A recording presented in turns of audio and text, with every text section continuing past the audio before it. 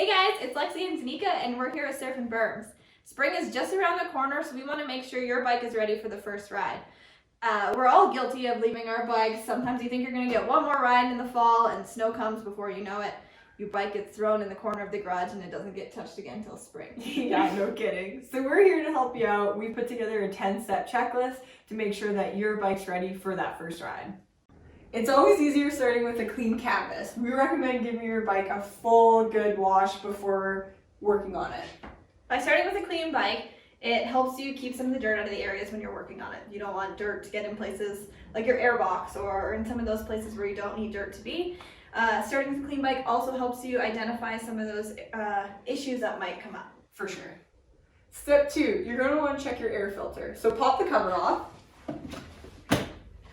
If your bike was put away dirty, you might have to do a full air filter service on it. If you have any questions on how to do that, we do have a full service video for the air filter in the comments below.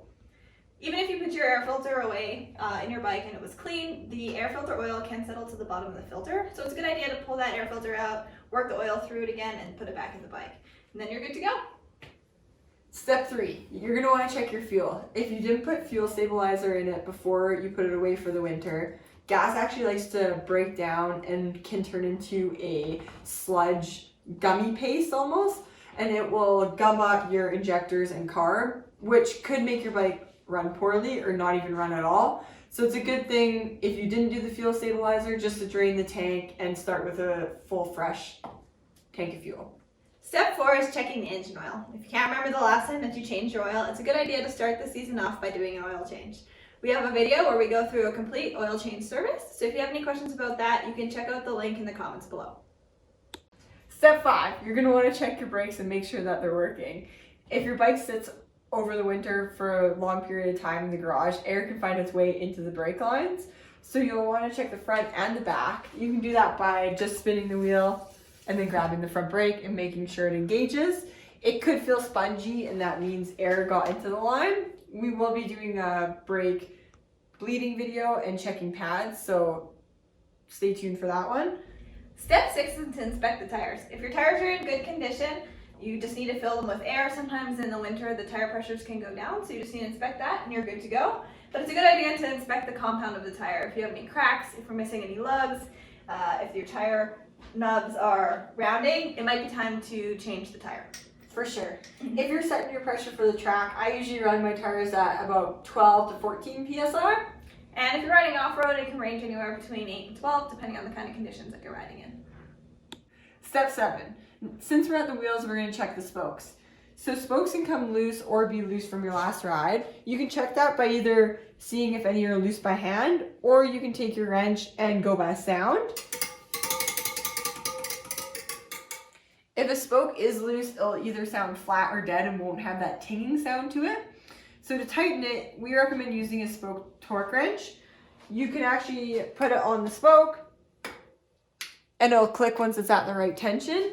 This just takes the guesswork out of it, so you don't over tighten the spoke, which if you did over tighten the spoke, it could break on one of your rides. Step 8 is checking your chain and sprockets. A good thing to check out first is your chain. If it's in good condition, you can throw some chain lube on there and you're good to go. But it is good to check the chain tension.